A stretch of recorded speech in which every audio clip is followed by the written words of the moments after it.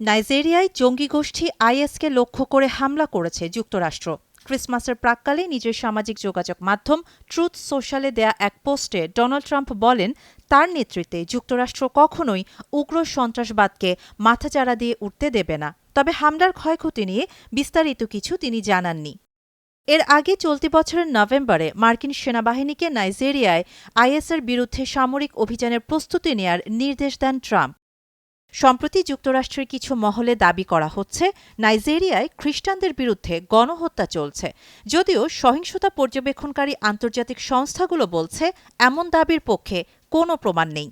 মার্কিন প্রতিরক্ষা সচিব পিট হেগসেথ বৃহস্পতিবার সামাজিক যোগাযোগ মাধ্যম এক্সে এক বার্তায় নাইজেরিয়া সরকারের সহযোগিতার জন্য কৃতজ্ঞতা জানান, পাশাপাশি সবাইকে বড়দিনের শুভেচ্ছাও জানান। এরপর যুক্তরাষ্ট্রের প্রতিরক্ষা দপ্তর একটি স্বল্পদৈর্ঘ্যের ভিডিও প্রকাশ করে, যেখানে দেখা যায় একটি সামরিক জাহাজ থেকে ক্ষেপণাস্ত্র নিক্ষেপ করা হচ্ছে।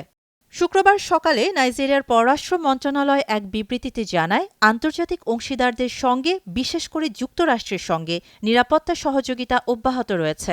এরই অংশ হিসেবে এই বিমান হামলা চালানো হয়েছে। নাইজেরিয়ার প্রেসিডেন্ট বোলা তিনুবুর এক উপদেষ্টা বিবিসিকে বলেন, জঙ্গি গোষ্ঠীগুলো কোনো নির্দিষ্ট ধর্ম নয়, সব ধর্মের মানুষই তাদের হামলার শিকার হচ্ছে। তিনি যুক্তরাষ্ট্রের সহযোগিতাকে স্বাগত জানালেও জোর দিয়ে বলেন, নাইজেরিয়া একটি সার্বভৌম রাষ্ট্র এবং যে কোনো সামরিক উদ্যোগ যৌথভাবে হওয়া উচিত। প্রেসিডেন্ট তিনুবুও দাবি করেছেন, দেশে ধর্মীয় সহনশীলতা বিদ্যমান এবং নিরাপত্তা সংকট সব ধর্ম ও অঞ্চলের মানুষকেই প্রভাবিত করছে। এর আগে ট্রাম্প নাইজেরিয়াকে কান্ট্রি অব পার্টিকুলার কনসার্ন হিসেবে ঘোষণা করেন।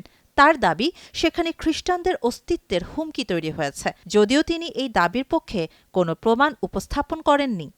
গত এক দশকের বেশি সময় ধরে বোকো হারাম ও ইসলামিক স্টেট ওয়েস্ট আফ্রিকা প্রদেশের মতো জঙ্গি গোষ্ঠী নাইজেরিয়ার উত্তর পূর্বাঞ্চলে তাণ্ডব চালিয়ে আসছে। এছাড়া মধ্যাঞ্চলে মুসলিম পশুপালক ও খ্রিস্টান কৃষকদের মধ্যেও জমি ও পানির দখল নিয়ে সংঘর্ষ ও প্রাণ হারাচ্ছে হাজারো মানুষ, যেখানে উভয় পক্ষই সহিংসতায় জড়িত বলে জানিয়েছে মানবাধিকার সংগঠনগুলো।